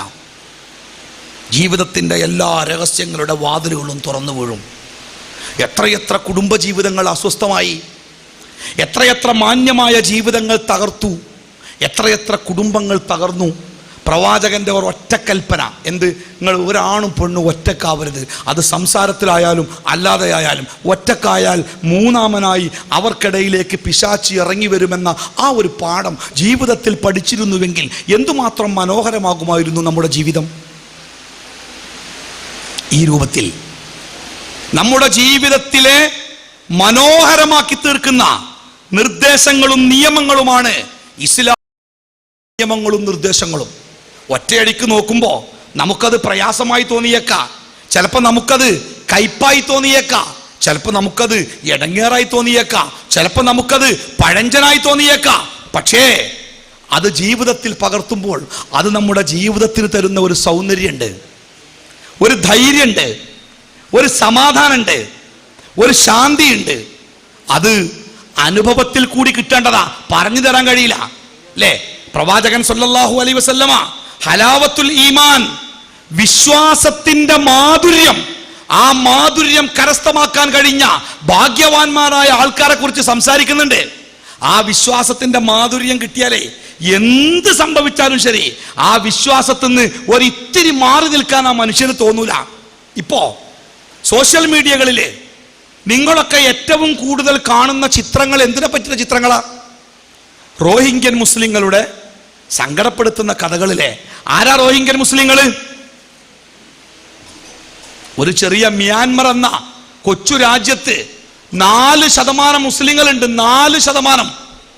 ആ 4% മുസ്ലിങ്ങളെ ഇല്ലാതാക്കുവാൻ വേണ്ടി ആ രാജ്യത്തിലെ ബുദ്ധമതക്കാർ അവർ ചെയ്തു കൂട്ടുന്ന ക്രൂരതകൾ എന്തുമാത്രം ഭീകരം! മക്കളെ പിടിച്ച് ചെവിയും മൂക്കൊക്കെ ചെത്തി ജീവനോടുകൂടി തീയിലിട്ട് ചുട്ടെടുത്ത് കുഴി കുത്തി കുഴിച്ചിട്ടിട്ട് അവർ ചോദിക്കുക ബാപ്പാനോടും ഉമ്മാനോടും, നിങ്ങൾ ഇസ്ലാം മതം ഒഴിവാക്കി ബുദ്ധമതത്തിലേക്ക് ചേരാൻ തയ്യാറുണ്ടോ? അവർ മ്യാൻമറിനെ ഒരു 100% ബുദ്ധമതക്കാർ മാത്രമുള്ള ഒരു രാജ്യമാക്കി മാറ്റാനത്രേ. അതിനുവേണ്ടി ഈ 3.5% വരുന്ന മുസ്ലിങ്ങളെ ഇല്ലാതാക്കണമത്രേ. അതിനുവേണ്ടിയുള്ള ശ്രമങ്ങൾ ആ രാജ്യത്ത് നടക്കുക. പക്ഷേ ആയുധങ്ങളുമേന്തി അവിടത്തെ ബുദ്ധപിശാചുക്കളും അവിടത്തെ പട്ടാളക്കാരും പാവപ്പെട്ട മുസ്ലിങ്ങളുടെ നേരെ വരുമ്പോഴും ഈ മതം ഒഴിവാക്കാൻ നിങ്ങൾ തയ്യാറുണ്ടോ എന്ന് ചോദിക്കുമ്പോൾ ഇല്ല, ജീവൻ നഷ്ടപ്പെട്ടാലും ഈ മതം കൈയൊഴിയാൻ ഞങ്ങൾ ഒരുക്കമല്ല എന്ന് പറഞ്ഞ് മരണത്തിന് കീഴൊതുങ്ങുന്ന പാവപ്പെട്ട ആ റോഹിംഗ്യൻ മുസ്ലിങ്ങളുടെ, മ്യാൻമറിലെ മുസ്ലിങ്ങളുടെ സങ്കടത്തിന്റെ കഥ വായിക്കുമ്പോ നമ്മുടെ മനസ്സിലേക്ക് വരേണ്ട ചിന്ത എന്താ? എന്തുകൊണ്ടാണ് അവർക്ക് ഈ ധൈര്യം ഉണ്ടായത്? അവർക്ക് പറഞ്ഞാ പോരെ, ഞങ്ങളിതാ ഇസ്ലാമിനെ ഒഴിവാക്കി ബുദ്ധമതം സ്വീകരിച്ചോളാം. മെഡിക്കൽ എൻട്രൻസിന് പരീക്ഷ എഴുതേണ്ടി വന്നപ്പോ, തലയിലെ തട്ടമിട്ട് പരീക്ഷ എഴുതാൻ പറ്റൂല എന്ന് പറഞ്ഞപ്പോ, ആ തട്ടം അഴിച്ചു വെച്ച് പരീക്ഷാ ഹാളിലേക്ക് കയറിപ്പോകാൻ ധൈര്യം കാണിച്ച നമുക്കൊക്കെ എങ്ങനെ എൻ്റെ പ്രിയപ്പെട്ട മക്കളെ റോഹിംഗ്യൻ മുസ്ലിങ്ങളുടെ, തുർക്കിയിലെ മുസ്ലിങ്ങളുടെ, സിറിയയിലെ മുസ്ലിങ്ങളുടെ, അഫ്ഗാനിസ്ഥാനിലെ, ഇറാനിലെ, ഇറാഖിലെ, ഫലസ്തീനിലെ ആ മുസ്ലിങ്ങളുടെ വിശ്വാസത്തിന്റെ കരുത്ത് നമുക്കെങ്ങനെ അളക്കാൻ കഴിയുക? അല്ലേ? ഈ കരുത്തളക്കാൻ വിശ്വാസത്തിന്റെ ഒരു കഴിവ് നമ്മൾ നേടിയെടുക്കണം. ആ വിശ്വാസത്തിന്റെ ആ ഡെപ്ത്, അതിന്റെ ആഴം, അത് ശരിയായി നമുക്ക് ഉൾക്കൊള്ളാൻ കഴിയണമെങ്കിൽ അള്ളാഹു നമുക്ക് കാണിച്ചു തന്ന ആ വഴിയിലൂടെയാവണം നമ്മുടെ ജീവിതം മുന്നോട്ട് നീങ്ങുന്നത്. ആ വഴിയിൽ കൂടി നമ്മുടെ ജീവിതം മുന്നോട്ട് നീങ്ങുമ്പോഴാണ് അള്ളാഹു നമുക്ക് ചെയ്തു തന്ന ഈ ഹിദായത്ത് എന്ന വലിയ അനുഗ്രഹത്തിന്റെ വലുപ്പം കൃത്യമായിട്ട് നമുക്ക് മനസ്സിലാക്കാൻ കഴിയുക. അല്ലെങ്കിൽ ഉണ്ടല്ലോ, ഉൾക്കൊള്ളാൻ കഴിയില്ല. എത്ര നല്ല കാര്യങ്ങൾ കേൾക്കുമ്പോഴും ഇബ്ലീസ് ഇങ്ങനെ തോണ്ടും, എന്താലേ അയാൾ പറയണേ, എന്ത് പൊട്ടത്തരാ മൂപ്പര് പറയണേ, അയാൾ എന്തൊരു മണ്ടന, അയാൾ എന്തൊരു വൃത്തികെട്ടതാ. എന്താ നിങ്ങൾ? ഇബ്ലീസ് ഓനെ വിട്ടിട്ടില്ല. ഇബ്ലീസിന് ഓനെ വിടൂല, അങ്ങോട്ട് മുറുക്കി പിടിച്ചേക്ക. ഏത് യോഗത്തിന് പോയാലും, ഏത് വയലിന് പോയാലും അന്നെ ഞാൻ വിടൂല കേട്ടോ, ജിന്റെ ഒപ്പം നരകത്തേക്ക് പോകേണ്ടവനാ എന്ന്. നമ്മളൊരു നല്ല കാര്യം ചെയ്യുമ്പോൾ, ഒരു ഖുർആൻ ഓതായിരിക്കുമ്പോൾ മുസാഫൊക്കെ എടുത്തുകാണ്ട് ബിസ്മില്ലാഹിർ റഹ്മാൻ റഹീം പറഞ്ഞപ്പോൾ ഒരുത്തം വന്നുകാണ്ട് ഈ ജന്ത എങ്ങനെ ഖുർആൻ ഓതണേ, ഇത് പോന്നാ എന്ന് പറഞ്ഞ് നമ്മളെ വിളിച്ചോണ്ട് പോകുമ്പോഴേ ഓന്റെ മുഖത്തേക്ക് ശരിക്കും നോക്കേണ്ടി ഇവിടെ രണ്ട് കൊമ്പ് ഇങ്ങനെ കാണാം. മൂപ്പരാളെ കാരണം മൂപ്പര് പറഞ്ഞയച്ചാ ഒരുത്തൻ ഖുർആൻ ഓതി സ്വർഗത്ത് പോണ്ട്, ഓനെ വിളിച്ചാ നമുക്ക് പോവുക നരകത്തേക്ക്. നിങ്ങൾ വയല് കേട്ടിരിക്കുമ്പോഴേ ഇങ്ങനെ തോണ്ടും, എത്തങ്ങ ഇത് അയാൾ പറയുന്നത്. ഓനെ മുഖത്തേക്ക് ശരിക്കും നോക്കേണ്ടി രണ്ട് കൊമ്പുണ്ടായിരിക്കും. അത് മറ്റൊന്റെ ആളാ. അതാണ് മിനൽ ജിന്നത്തി വന്നാസ്, ജിന്നുകളിലും മനുഷ്യരിലും പെട്ട പിശാചുക്കളിൽ നിന്ന് രക്ഷ തേടണമെന്ന് ഖുർആൻ പഠിപ്പിക്കാനുള്ള കാര്യത. നിങ്ങൾ ജീവിതത്തിൽ ഏറ്റവും ശ്രദ്ധിക്കേണ്ട കാര്യം, ഇപ്പൊ നിങ്ങളെ കുറിച്ച് നിങ്ങളുടെ മാതാപിതാക്കളും ഗുരുനാഥന്മാരും ഒക്കെ ഭയപ്പെടുന്ന ഏറ്റവും വലിയ രണ്ട് കാര്യം എന്താ? നിങ്ങൾ ഒന്ന്, മൊബൈൽ ഫോൺ അടക്കമുള്ള സാങ്കേതിക ഉപകരണങ്ങൾ. അത് നിങ്ങളെ പിഴപ്പിക്കുന്ന. ഞാനൊരു കുട്ടിന്റെ കല്യാണം കഴിച്ച് നിക്കാഹ് കഴിഞ്ഞ് പറഞ്ഞയച്ചതാ. ഒരു മാസം കഴിഞ്ഞിട്ടില്ല, കുട്ടിയും കുട്ടിന്റെ വാപ്പിയും പാടെ എൻ്റെ അടുത്ത്, എന്തേ ഉസ്താദേ ഇവളെ നിങ്ങള് കോളേജിൽ തന്നെ ചേർത്തിങ്ങാണ്ട് പഠിപ്പിക്കണം കേട്ടോ. ഞാൻ പറഞ്ഞു, ഓള് കല്യാണാണെന്ന് പറഞ്ഞ് ഞങ്ങൾക്ക് മുട്ടായിയൊക്കെ തന്നുങ്ങാണ്ട് പോയതല്ലേ, എന്നിട്ടിപ്പോ ഇനിയും എന്തിനാ കോളേജ് ചേർക്കണേ? അപ്പൊ വാപ്പ പറഞ്ഞ് കണ്ണിങ്ങനെ ചിമ്പി, ഈ കുട്ടി പുറത്ത് കണ്ട് ഇറങ്ങിപ്പോയി. അപ്പൊ അയാൾ എന്നോട് പറയണേ, അത് ഒഴിവാക്കി ഉസ്താദേ, അത് ഒഴിവാക്കിയെന്ന്. പടച്ചോനെ, എന്തൊരു വലിയ കല്യാണം, ഇനി വലിയൊരു പോത്തും കുട്ടിയും എത്രങ്ങാനും ആൾക്കാരും, എന്തൊരു വലിയ കല്യാണം. ആ കല്യാണം പോയോ? എന്തേ കാരണം? എൻ്റെ പെൺമക്കൾ കേൾക്കണം. എന്താ കാരണം എന്നറിയോ? സാധാരണ മൊബൈൽ ഫോണിലേ നമ്മൾ ഒരുപാട് ഇഷ്ടപ്പെടുന്ന സ്നേഹിക്കുന്ന ആൾക്കാർ എന്ത് ചോദിച്ചാലും മൊബൈൽ ഫോണിൽ കൊടുക്കും. ചില ആൾക്കാർ എന്താ വേണ്ടിയേ തരൂ, എൻ്റെ ഇപ്പത്തെ ഒരു ഫോട്ടോ തരുമോ, എന്നാ പിടിച്ചോളൂ ഇപ്പത്തെ ഫോട്ടോ. അങ്ങനെ പലതും ഇവള് ഒരു ചെക്കന് കൊടുത്തിട്ടുണ്ട്. അതൊക്കെ കൊടുക്കുമ്പോൾ ധൈര്യം എന്താ അറിയോ? അത് ഞാൻ അപ്പം തന്നെ ഡെലിറ്റ് ചെയ്യും, അവനോടും പറഞ്ഞെങ്കിലും ഡെലിറ്റ് ചെയ്യണം, അതുകൊണ്ട് ഡെലിറ്റ് ചെയ്യണം കേട്ടോ എന്നുള്ള ഉറപ്പിലാ കൊടുത്തേ. സംഗതി ഓല അപ്പം തന്നെ ഡെലിറ്റ് ചെയ്തിട്ടുണ്ട്. പക്ഷെ ഈ മൊബൈൽ ഫോണിന് വേറൊരു അപകടമുണ്ട്, അത് അറിയണോനറിയാം. ഒരാളുടെ മൊബൈല്, ഇപ്പൊ എൻ്റെ വാട്സാപ്പ് ഞാൻ ഫുള്ള് ഡിലീറ്റ് ചെയ്തു. എൻ്റെ വാട്സാപ്പ് ഞാൻ മൊത്തം ഡിലീറ്റ് ചെയ്തു. എന്നിട്ട് ഞാൻ വേറെ ഒരു നമ്പറിൽ എൻ്റെ വാട്സാപ്പ് വീണ്ടും റീഇൻസ്റ്റാൾ ചെയ്യുമ്പോൾ, വിവരമുള്ളവനാണെങ്കിൽ അവിടെ ഒരു തന്ത്രമുണ്ട്. ആ മൊബൈൽ ചോദിക്കും, നിങ്ങളുടെ പഴയ ഫോട്ടോകളൊക്കെ റീഇൻസ്റ്റാൾ ചെയ്യേണ്ടതുണ്ടോ എന്ന്. ഇത് കെട്ടിയോൻ ലേശം വിവരമുള്ളവനെ, ഓൻ ഇവരുടെ ഫോൺ മൊത്തം ഡിലീറ്റ് ചെയ്തിട്ട് രണ്ടാമത് റീഇൻസ്റ്റാൾ ചെയ്യുക വാട്സാപ്പ്. അത് ഇൻസ്റ്റാൾ ചെയ്തപ്പോൾ ഒരു ചോദ്യം, പഴയ ചിത്രങ്ങളൊക്കെ വീണ്ടും വരേണ്ടതുണ്ടോ? ബനാകെ അതിനും വേണ്ടിയാണ് ചെയ്തത്. അത് നെക്കി യെസ്. അങ്ങോട്ട് ബന്നിലെ മഴ പെയ്തമാർക്ക് ഇപ്പത്തെ ഫോട്ടോ ഇതൊക്കെ പാടെ കണ്ടിട്ടേ ഈ ഫോട്ടോയും ആ മൊബൈലും കുട്ടീൻ്റെ കയ്യും പിടിച്ചു കാണ്ടെന്താ നിങ്ങളങ്ങ് എടുത്തോളിയും പറഞ്ഞുകൊണ്ട് കൊടുത്തേക്ക, മഹറടക്കം. അല്ലേ? നിങ്ങൾ ആലോചിച്ച് നോക്കാണി, ഏതെങ്കിലും വിവരമുള്ളവൻ്റെ കയ്യിൽ പെട്ടാൽ എത്ര ആൾ മടങ്ങി വരുന്നു? അല്ലേ? അപ്പോ ഏറ്റവും വലിയ അപകടം ഈ സാങ്കേതിക ഉപകരണങ്ങൾ, ഇന്റർനെറ്റും മൊബൈലും അതേപോലത്തെ ഈ ആധുനിക കണ്ടുപിടുത്തങ്ങൾ നശിപ്പിക്കാൻ മാത്രം ഉപകരിക്കണേ. രാത്രി 10 മണി കഴിഞ്ഞാൽ രാവിലെ 6 മണി വരെ BSNL ഫ്രീ കോള്, പൈസ കൊടുക്കണ്ട, എത്രയും വിളിക്കാം. എപ്പോ? രാത്രി 10 കഴിഞ്ഞാൽ രാവിലെ 6 മണി വരെ. ഈ 10 ശേഷം 6 മണി വരെ എന്താ കൂട്ടരെ നമ്മൾ ഫോണിൽ സംസാരിക്കുക? ഖുർആൻ ക്ലാസ് എടുത്തു കൊടുക്കോ? പാതിരാത്രിക്ക് വിളിച്ചു വരും. നോക്കിയാൽ ഞാൻ എനിക്ക് 2 ആയത്തിന്റെ അർത്ഥം പറഞ്ഞുകൊണ്ട് പറഞ്ഞു കൊടുക്കാൻ പറ്റുമോ ഈ സമയത്ത്? അല്ലേ? അപ്പൊ നമ്മളെ കേടുവരുത്താൻ എന്തൊക്കെ ഉണ്ടോ അതൊക്കെ റെഡി ആയിട്ട് ഒരുക്കി ഇങ്ങനെ വെച്ചേക്കുക. കേടുവരാനുള്ള സകല സംവിധാനം. ഒന്ന് പേടിക്കണേ മൊബൈൽ തന്നെയാ, 2 നിങ്ങളെ ഇന്റർനെറ്റും കാര്യങ്ങളും അതിലേറെ പേടിയാ. രണ്ടാമത്തെ പേടി എന്താ? നിങ്ങള് കൂട്ടുകാര് എത്ര നല്ല മക്കളെ കൂട്ടുകാരനായി വരുന്നവൻ നശിപ്പിച്ച കഥ. സാധാരണ ഞങ്ങൾക്ക് ഒരു ഗുരുനാഥൻ ഉണ്ടായിരുന്നു, നമ്മുടെ സുഹർ മൗലവിന്റെ ഒക്കെ വാപ്പ മുഹമ്മദ് അലി മൗലവീന. മൂപ്പർ എപ്പോഴും പറയുന്ന ഉദാഹരണം ഉണ്ട്. നല്ല ജിമ്മിലൊക്കെ പോയിട്ട് ശരീരമൊക്കെ ഉഷാറാക്കി മസിലൊക്കെ ഇങ്ങനെ റാട്ട പോലെ കുപ്പായത്തിന്റെ കൈയൊക്കെ ഇങ്ങനെ എപ്പോ പൊട്ടുന്നുള്ള നിലക്ക് ഇങ്ങനെ നടക്കണ ഒരാള്, ആരോഗ്യവാനായ ഓല് ഇങ്ങനെ നടക്കണ കണ്ടാൽ ഇതൊക്കെ ഓൽതാന്ന് വിചാരിക്കും. അങ്ങനത്തെ ഒരാൾ ഇവിടെ ഇരിക്കുന്നുണ്ട്. ഓന്റെ അടുത്ത് ക്ഷയരോഗം പിടിപെട്ട് കുറച്ച് തുപ്പി ചോര തുപ്പണ ഒരു സാധു വളഞ്ഞ മനുഷ്യൻ ഓന്റെ അടുത്ത് പോയി ഇരിക്കുന്നുണ്ട്. അങ്ങനെ ഇരുന്നാലേ ഒരു 2 ദിവസം അങ്ങനെ ഒന്നിച്ചോലെ ഇരുന്നാലേ ആരോഗ്യമുള്ള മനുഷ്യന്റെ ആരോഗ്യം ഈ ക്ഷയരോഗയിലേക്ക് പടർന്നുകാണ്ട് അയാളെ മസിലൊക്കെ ഉഷാറായി കൊരയൊക്കെ നിന്ന് ഉഷാറാകുമോ? അതല്ല ഇയാളെ കൊര മറ്റൊന്നിലേക്ക് പകരം ചെയ്യുക. രോഗിയിൽ നിന്ന് ആരോഗ്യമുള്ള ആളിലേക്ക് രോഗം പകരും. ആരോഗ്യം ഒരിക്കലും ഇങ്ങോട്ട് പകരൂല. നല്ല നല്ല കുട്ടികൾ ക്യാമ്പസ് പോയിട്ടേ 6 മാസം കഴിഞ്ഞിട്ട് ബാപ്പ പറയാണ്, ഉസ്താദേ കൊണ്ടോയാക്കണ്ടില്ല, ഇനി ബാങ്കിന് കൊടുക്കുമ്പോത്തിന് പള്ളിക്ക് പോയിന് എൻ്റെ ചെറുക്കന് ഇപ്പൊ വെടി പൊട്ടിയാ പോലും കേൾക്കണില്ല. മാണ്ടില്ല ഇനി. സുഹൃത്തുക്കൾ പ്രവാചകൻ സല്ലല്ലാഹു അലൈഹി വസല്ലമ നല്ല സൗഹൃദത്തിനും ചീത്ത സൗഹൃദത്തിനും മനോഹരമായ ഉദാഹരണം പറഞ്ഞു. എന്താ ഉദാഹരണം അറിയോ? ചീത്ത സൗഹൃദത്തിന്റെ ഉദാഹരണം കൊല്ലന്റെ ആലയിൽ പോയി ഇരുന്ന ഒരാളെ പോലെയാണ്. എന്താ കൊല്ലന്റെ ആല? കൊല്ലപ്പണിക്കാരൻ ഇങ്ങനെ തിരിച്ച് കത്തിയൊക്കെ നല്ല ചുട്ടെടുത്ത് അടിച്ച് മൂർച്ച കൂടുന്ന സ്ഥലം കൊല്ലന്റെ ആല. അവിടെ പോയി ഇരുന്നു. കുറച്ചു നേരം ഒന്നും ഉണ്ടായില്ല. പുറത്തിറങ്ങി. എന്താ സംഭവിക്കുകയെന്നറിയോ? 2 കാര്യം. ഒന്നുകിൽ അവിടുത്തെ തീപ്പൊരി പാറിയിട്ട് നമ്മുടെ ഡ്രസ്സുമലൊക്കെ കറുത്ത പുള്ളി ഓട്ടയക്കുക, തീപ്പൊരി പാറിയിട്ടേ. അതൊന്നുമില്ല. എന്നാലോ തലയിലും മുഖത്തൊക്കെ ചാരം, വെണ്ണീര്, അതൊക്കെ തട്ടിക്കളഞ്ഞ് പിന്നെ ഞങ്ങൾ നോക്കിയപ്പം ഒരു ജാതി സ്മെല്ല്, ഈ പുകന്റെ സ്മെല്ലേ. കൊല്ലപ്പണിക്കാരന്റെ ആലയിൽ പോയി ഇരുന്നിട്ട് കിട്ടിയത് എന്താ? നിങ്ങള് കുപ്പായത്തുമ്മ കുറെ ഓട്ട, തലയിലും മുഖത്തൊക്കെ കുറെ വെണ്ണീര്, പിന്നെ വൃത്തികെട്ട വാസന. ഇത് ഒരു ഉദാഹരണം. ചീത്ത കൂട്ടുകെട്ടിന്റെ ഉദാഹരണം. നല്ല കൂട്ടുകെട്ടിന്റെ ഉദാഹരണം അത്തറ് കച്ചവടക്കാരന്റെ കടയിൽ പോയി ഇരുന്നവനെ പോലെ എന്നാ. അവിടെ പോയി ഇരുന്നാല് പച്ചവെള്ളം കിട്ടിയില്ലെങ്കിലും ഒന്നും അയാൾ തന്നില്ല, മുഖത്തേക്ക് നോക്കിയത് പോലും ഇല്ല. നമ്മൾ 10 മിനിറ്റ് ഇരുന്നുകാണ്ട് പുറത്തിറങ്ങിയാലേ എന്തുണ്ടാവും? മണത്ത് നോക്കിയ നല്ല മണം ഉണ്ടാവും. ഇത് നല്ല സൗഹൃദത്തിന്റെ ഉദാഹരണം. എത്ര സുന്ദരമായ ഉദാഹരണം അല്ലേ? ചീത്ത കൂട്ടുകെട്ട് നാശമല്ലാതെ. നിങ്ങൾ ആലോചിച്ച് നോക്കി, നിങ്ങളെ ജീവിതത്തിലെ ദുശ്ശീലങ്ങൾ ആദ്യമായിട്ട് നിങ്ങളെ പഠിപ്പിച്ചതാരാ? എടാ ഈ സിഗരറ്റ് ഒന്ന് വലിച്ചു നോക്ക്. എനിക്ക് വേണ്ട, സിഗരറ്റ് വലിച്ചാൽ എൻ്റെ വാപ്പന്നെ കൊല്ലുന്ന് പറഞ്ഞിട്ടേ പിടിച്ചു വെച്ച് നമ്മളെ കൊണ്ട് വലിപ്പിച്ചില്ല ഒരുത്തൻ.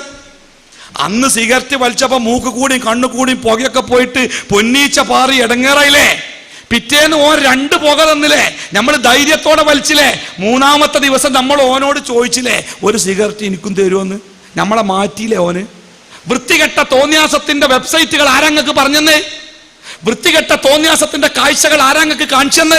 വൃത്തികെട്ടവരുമായി നിങ്ങൾക്കാരാ ബന്ധം ഉണ്ടാക്കി തന്നെ? ദുഷിച്ച കൂട്ടുകെട്ട്. അതുകൊണ്ട് തന്നെ ഞങ്ങൾ മാതാപിതാക്കൾക്ക് ഇപ്പോഴുള്ള പണിയന്തരങ്ങള് കുട്ടിയൊക്കെ ചുറ്റും വേലി കെട്ടുക. ഓനെങ്ങട്ടാ പോണേ, ഇവിടെ ഇരിക്ക്, പുറത്തേക്ക് പോകണ്ട, ഇവിടെ ഇരിക്ക്. അപ്പൊ കുട്ടികൾ പറയേ, ബാപ്പാക്കും ഉമ്മാക്കും ഞങ്ങളെ തീരെ വിശ്വാസമല്ല, എപ്പോഴും ഞങ്ങളെങ്ങനെ അടച്ചിട്ട് കൊണ്ട, എന്താ ഞങ്ങളങ്ങോട്ട് പോയിട്ട് കേടുവരോ? ഞങ്ങൾക്ക് ബുദ്ധിയില്ലേ? എന്തിനാ ഞങ്ങളെങ്ങനെ വേലിന്റെ ഉള്ളിലാക്കിയിരുന്നേ? പൊന്നാര മക്കളെ, ഞാൻ എൻ്റെ വീടിന്റെ മുറ്റത്തെ ഒരു ചെടി കുഴിച്ചിട്ട് 1000 ഉറുപ്യ വിലയുള്ള ഒരു ചെടി. ആ ചെടിന്റെ ചുറ്റുഭാഗത്തും ഞാൻ കമ്പി കൊണ്ട് നല്ലൊരു വേലി കെട്ടി. എന്തിനാ വേലി കെട്ടിയേ? എൻ്റെ മുറ്റത്തെ ചെടി എൻ്റെ മുറ്റത്ത് നിന്ന് ഇറങ്ങിങ്ങാണ്ട് അയലോക്കക്കാരൻ്റെ പറമ്പക്ക് ഓടിപ്പോകുന്നു പേടിച്ചിട്ടാ? അല്ലല്ലോ, എൻ്റെ മുറ്റത്തെ ചെടി കടിക്കാൻ വേണ്ടി അയലോക്കക്കാരൻ്റെ ആട് വരും, അത് പേടിച്ചിട്ടാ ഞാൻ വേലി കെട്ടിയേ. ഞങ്ങള് നിങ്ങൾക്ക് ചുറ്റും വേലി കെട്ടുന്നത് നിങ്ങൾ മോശമായിട്ടല്ല, നിങ്ങൾ ചാടിപ്പോകുന്നു പേടിച്ചിട്ടല്ല. നിങ്ങളെ ഉപദ്രവിക്കാൻ ദുസ്വഭാവമുള്ള വൃത്തികെട്ട ശീലങ്ങളുള്ള പിശാചിന്റെ പിണിയാളുകൾ കാത്തിരിക്കുന്നുണ്ട് പുറം ലോകത്ത്. അതിൽ നിങ്ങൾ പെടാതിരിക്കാൻ പ്രാർത്ഥനയോടുകൂടി ഞങ്ങൾ കാത്തിരിക്കുക. ഞാൻ എൻ്റെ മോളെ കല്യാണം പറഞ്ഞു ഒരാളോട്, എൻ്റെ മോളെ കല്യാണം ഉണ്ട് ഫെബ്രുവരി 26-ന്, നിങ്ങളാരും വരണം കേട്ടോ, ഞാൻ വിഷയത്തിൽ പറഞ്ഞതാ. അപ്പൊ ഫെബ്രുവരി 26-ന് മോളെ കല്യാണം ഉണ്ട്, നിങ്ങൾ വരണട്ടോ എന്ന് പറഞ്ഞപ്പോ അയാളുടെ കണ്ണൊക്കെ നിറഞ്ഞ്. അപ്പൊ ഞാൻ ചോദിച്ചു എന്ത് പറ്റിയേ? അപ്പൊ അയാൾ പറയണേ, ഉസ്താദേ, പെമ്മക്കളെ കല്യാണമൊക്കെ നാട്ടുകാരോട് പറഞ്ഞുകാണ്ട് കല്യാണം നടത്താൻ ഭാഗ്യം കിട്ടുക പറഞ്ഞാൽ അതൊരു ഭാഗ്യം തന്നെയാണ്. സംഭവം എന്താ അറിയോ? മൂപ്പര മകള് ഒരുത്തൻ്റെ ഒപ്പം ഇറങ്ങിപ്പോയിക്കണേ. മൂപ്പർക്ക് വലിയ സ്വപ്നം ഉണ്ടായിനി, എൻ്റെ മകളെ കല്യാണം ഇന്ന ഓഡിറ്റോറിയത്തിൽ വെച്ച് ഇന്ന ആൾക്കാരെ വെച്ച് നടത്തണം എന്ന് വരെ സ്വപ്നം കണ്ട ബാപ്പ ഒരു ദിവസം കണ്ടതെന്താ നിങ്ങൾ? ഒരു എഴുത്ത് എഴുതി വെച്ചുകാണ്ട് രാവിലെ മോളെ കാണാനല്ല, ജാതി ഏതാണെന്ന് പോലും അറിയാത്തവന്റെ കൂടെ അവൾ ഇറങ്ങിപ്പോയി. ആ മകൾക്ക് വേണ്ടി ജീവിച്ച ആ ബാപ്പയുടെ മനസ്സിന്റെ സങ്കടമാണ് എൻ്റെ മുമ്പിൽ കണ്ണുനീരായി പെയ്തിറങ്ങിയത്. അയാൾ പറയാ, ഉസ്താദേ, ഒരു പെൺകുട്ടിന്റെ കല്യാണമൊക്കെ നാട്ടുകാരൊക്കെ വിളിച്ച് നടത്താൻ ഭാഗ്യം കിട്ടുക എന്ന് പറഞ്ഞാൽ അതൊരു വലിയ ഭാഗ്യമാണ്. എൻ്റെ പൊന്നാര മക്കളെ, നിങ്ങളെ മാതാപിതാക്കൾക്ക് ആ ഭാഗ്യം നിഷേധിക്കരുത് എന്ന് വളരെ വിനയത്തോടു കൂടി ഞാൻ അറിയിക്കുക. അപ്പോ ഞാൻ അവസാനിപ്പിക്കുകയാണ്. എനിക്ക് ശേഷം സംസാരിക്കേണ്ട സക്കറിയ ഇവിടെ എത്തിയിട്ടുണ്ട്. അവസാനമായിട്ട് എനിക്ക് പറയാനുള്ളത്, ഈ ലോകത്ത് ഏറ്റവും സുന്ദരമായി ജീവിക്കാനുള്ള ഏറ്റവും നല്ല മാർഗം IAS കാരനാവലല്ല, MBBS എടുക്കലല്ല, PG എടുക്കലല്ല, ഉന്നത ഉദ്യോഗം നേടലല്ല. അതിനെല്ലാത്തിനും അപ്പുറം